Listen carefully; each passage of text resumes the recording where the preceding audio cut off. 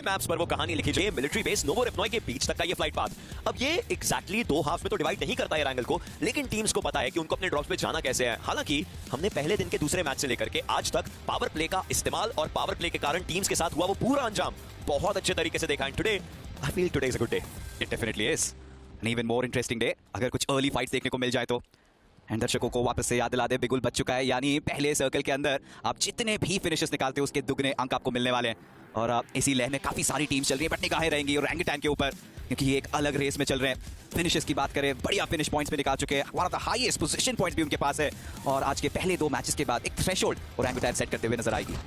Already weapons की आवाज आ रही है, मतलब उनके पास 7 उनके एक्स्ट्रा चेंबर के अंदर, मतलब रीलोड करने के बाद भी उनके पास मौका रहेगा। बट रैपिडो वो आगे जा रहे हैं, क्यूबीसी का इस्तेमाल कर सकते हैं। शॉटगन्स एक अलग तरीके से इस्तेमाल हमेशा करी जाती हैं, लेकिन अब फाइट होगी तो किससे? क्योंकि शैडो ने कहा ये कलयुग घोर है, इसका खात्मा करना बनता है। और किया भी की खपत है, यूटिलिटी की खपत है, और अब क्लच गॉड ऐसे में इनका आतंक देखने को मिल रहा है। इंस्टेंटली घुसे, एक और खिलाड़ी को डाउन किया और साथ ही साथ अपोलो का भी सपोर्ट आया, यानी नॉनेक्स चारों खाने चित हो चुके हैं। एनोनिमस आखिरी खिलाड़ी बचे थे, इससे पहले कि मैं एनोनिमस आखिरी खिलाड़ी भी बोल पाता, उनका भी खात्मा किया गया पूरी फाइट में। यास्नाया पोलियाना को सेंटर बना के सर्कल बैठा है और दूसरी तरफ गॉब्लिन एक एक करके वो भी देखिए सारे क्लोज रेंज वेपनरी है, उसी उनके सहारे और शॉट्स लेने का प्रयास किया था, बट गॉब्लिन वो काफी तेज निकले और गॉब्लिन उतरेंगे। आखिरी खिलाड़ी को भी शेष किया, यश को डाउन किया, नकुल ने खत्म। One more addition in his team, that's Fierce. He has been consistent from so many years and he never got that. उनके कहां से लाए इसको, तो सॉम के साथ तो ये खेल चुके हैं और वो दिख भी रहा है कि थोड़ी सी जुगलबंदी है, धीरे-धीरे और आगे चीजें हो सकती हैं। एडमिनो उन्होंने थोड़े तो शॉट्स लिए, लेकिन थोड़े शॉट्स उनके ऊपर भी आए थे, ऐसे में मुश्किलें बहुत ज्यादा बन जाती हैं। उनका लोकेशन कॉम्प्रोमाइज है। दो खिलाड़ी सर्कल के अंदर, ट्रेस बिल्कुल किनारे पे और फ्यूरी उनके ठीक का पीछे मौजूद है। बट सेंटर की बात करें, ग्लोबल ई-स्पोर्ट्स के पास एक बहुत अच्छा पोजीशन मौजूद है और पोजीशन का फायदा भी उठा रहे हैं ट्रॉय और वेरॉन। ये दो खिलाड़ी, ये दो युवा प्रतिभा इस गेम के अंदर भी छा रहे हैं। 100% ये युवा प्रतिभा है और ये हमेशा से उस तरीके का गेम प्ले चाहते थे, गेम प्लान चाहते थे। कभी मौका नहीं मिल पाया, मौका मिला तो थोड़ा बहुत मिला, और अब जाकर के जब मौका मिला है तो उस पर चौका लगाने की पूरी कोशिश है। लेकिन यहाँ पर फ्यूरी डैमेज इन्होंने अच्छा खासा दिया, लेकिन अगर खुद के ऊपर भी डैमेज आ जाए, अंडरस्टैंडिंग हो जाती है ये फाइट काम की नहीं है। सर्कल को प्राथमिकता देनी पड़ेगी, जोन में जाना जरूरी है। हमने खुद ने हलचल कर दी है तो टीम्स को हमारे बारे में पता रहेगा। बट मेटानिंसा they need a good game. 19th position पर है ये टीम, यहां से ऊपर ही उठा जा सकता है, यहां से नीचे गिरना वो बिल्कुल भी किसी को भी चाहिए नहीं होगा। सिंप व्हीकल थोड़ा दिक्कतों में आया था। हम बात कर रहे थे स्प्लिट्स की ओशन और टीम आइको सोल की भी एक बार स्प्लिट देखिए। एग्जैक्टली मैं वो बात करना चाहता हूं। नॉर्दर्न शोर पे मौजूद है और टीम गॉडलाइक शायद से उनके ऊपर हावी भी हो सकते हैं। बस इन्फॉर्मेशन की देर है, एक बार पता चल गया दो खिलाड़ी आइसोलेटेड है और शायद इन्फॉर्मेशन भी प्रोवाइड किया गया, यानी पंक अब हावी होना चाह रहे हैं नकुल पे। हाई ग्राउंड, हायर एरियाज यहां पर हीरो एक्सट्रीम गॉडलाइक के पास, लेकिन कोई ना कोई साइड से दिक्कतें दे जरूर रहा है। इस चीज के बारे में, इस चीज को भांपना, जानना, समझना पड़ेगा। सबसे पहली बैटल जो हुई थी यहां पर बैटल ऑफ गोलाइट्स में, वो पायनान की थी। अब पायनान को हटा दीजिए, एक नया संग्राम, एक महासंग्राम शुरू होता हुआ रैंगल के इस एरिया में। हाई ग्राउंड, लो ग्राउंड, कहानी सिर्फ उतनी नहीं है। कहानी यह है कि फाइट लेगा कौन, किससे लेगा, क्या नंबर्स 1-1 हो पाएंगे इस फाइट में, ऐसा लग जरूर रहा है, क्योंकि इस बार शायद हीरो एक्सट्रीम गॉडलाइक एक upper advantage from the high ground ले रही है। लॉन्ग स्प्लिट्स खेलना थोड़ा सा भारी पड़ गया, इन्फॉर्मेशन चाहते थे, एरिया कवरेज चाहते थे और ऐसे में एक खिलाड़ी को गंवाना पड़ा। डेफिनेटली प्लेयर्स मौजूद थे नहीं, एडमिनो काफी करीब गए, खतरे से खाली नहीं है ये फाइट, बट एडमिनो को पता है खतरे से खेलना उनके दाएं हाथ का कमाल है। लेजेट के भी तक पर तैयार, ग्रेनेड कुक तो किया है, ठिकाने पे डालने की कोशिश जरूर रहेगी, बट अफसोस डैमेज कुछ नहीं कर पाए। ये टीम एक बहुत अच्छे स्प्लिट में थी। टीम आइको सोल का स्प्लिट हमने देखा, कमाल था। प्लेयर्स को एक दूसरे के पास आना पड़ा, मतलब जोन के अंदर जो आपके डीप एसेट्स थे, जो अंदर के कंपाउंड्स को देख रहे थे, आपको वो छोड़ने पड़े, आपको इन्फॉर्मेशन छोड़नी पड़ी है। मतलब अब टीम आइको सोल नो डाउट थोड़ा बैकफुट है विद रिस्पेक्ट टू इन्फॉर्मेशन, लेकिन क्या वो गुस्सा इस फाइट के अंदर देखने को मिलेगा? क्या वो हाहाकार मचाते हुए खिलाड़ी दिखेंगे? क्योंकि हीरो एक्सट्रीम गॉडलाइक शायद चाहते ना चाहते वो भी फंस सकते हैं। ऊपर उनके 1+9 के खिलाड़ी हैं, सिर्फ सामने देख रहे थे, बैक साइड से आया वो वार और स्लग ने ये वार करने की कोशिश करी, हालांकि उनको डाउन किया है जोकर ने। ये मैडनेस है इस बैटल की, और ये मैडनेस थमने का नाम नहीं लेगी। ये डेजावू मोमेंट है, काफी सारे बार हमने देखा है, कई बार देखा है। टीम गॉडलाइक साल्वर के अराउंड खेलेगी और K9 उन्हें थर्ड पार्टी भी करेगी। ऐसा अफसर वापस से आता हुआ नजर, एंड अब जॉनथन जल्द से जल्द रिवाइव देना पड़ेगा और यहां से डिसएंगेज भी करना पड़ेगा। एडमिनो देखिए कितना आगे जा चुके हैं, वाड़े हाथ फाइट तो लेंगे यहाँ पे आइको सोल के खिलाफ, बट सवाल ये है कि क्या K9 राउंड 2 के लिए जाएगी या नहीं।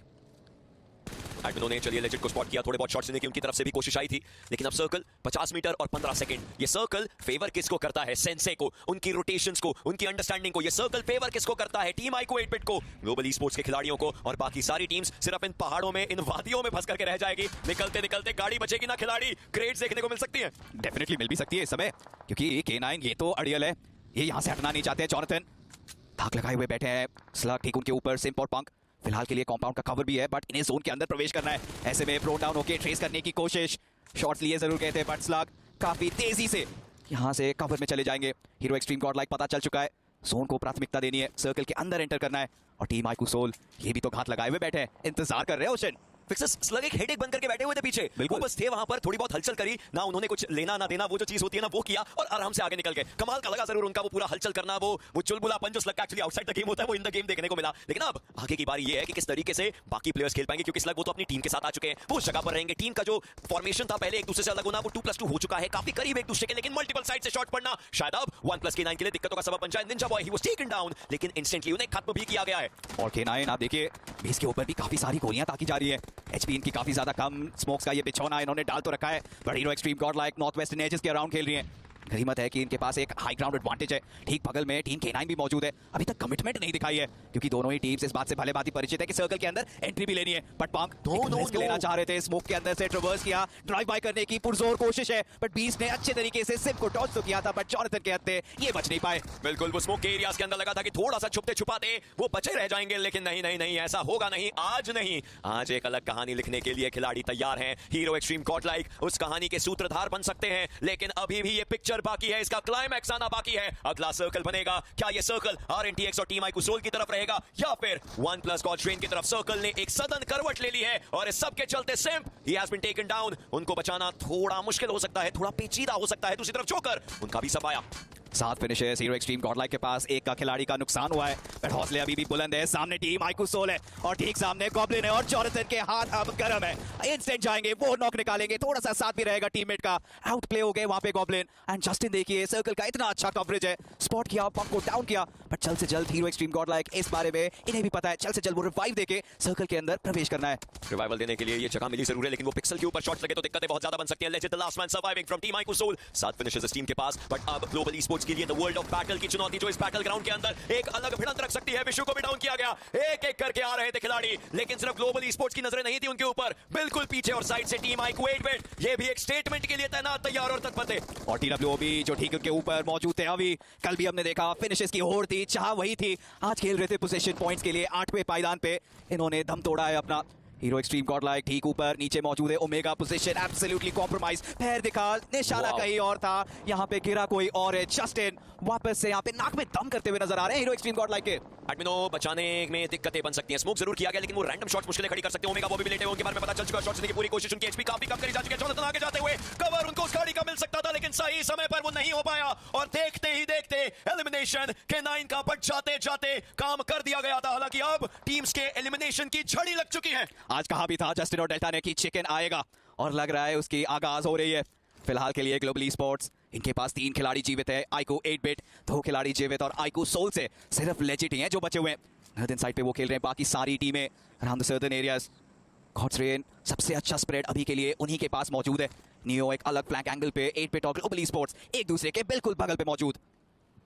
ये फाइट अभी के लिए एक स्टैंड स्टिल पर, थोड़े से स्टैंड स्टिल पर आकर के रुक चुकी है, क्योंकि अगला सर्कल बनने वाला है, और उस अगले सर्कल के साथ सबसे बड़ी चुनौती होगी ओपन एरियाज को खेलना। देखिए इस सर्कल में, इस एरिया में, एरंगल के इस पूरे पार्ट में कोई सॉलिड कंपाउंड नहीं है, मतलब ऑलरेडी शायद इस चीज के बारे में सोच लिया है कि ये फाइट तो हम लेकर के रहेंगे। जाते जाते ग्लोबल ई-स्पोर्ट्स के खिलाड़ी 8-बिट के ऊपर हावी होना चाहते थे, बट बेरॉन उनकी भी लोकेशन पता चल चुकी है। 5 ग्रेनेड्स है, come on use them Justin, He's gonna go for it. वो थ्रोएबल्स अब डाले जाएंगे, क्योंकि समय अब उन्हें पता है कि उनका प्रेशर बनाने का आ चुका है, और वो प्रेशर बनेगा Manya. Taken down Troy, taken down Justin के ये grenades just on areas with the peak, और वो पीक ये है कि गॉड्रेन वो टीम जो हमेशा डोमिनेट करना चाहती है, कमबैक्स करना चाहती है, उन्होंने बचा दिया है बिगुल कि हम आ चुके हैं खेलने के लिए, and Godrain they reign supreme. Oh my God, Godrain absolute domination इस गेम में देखने को मिला।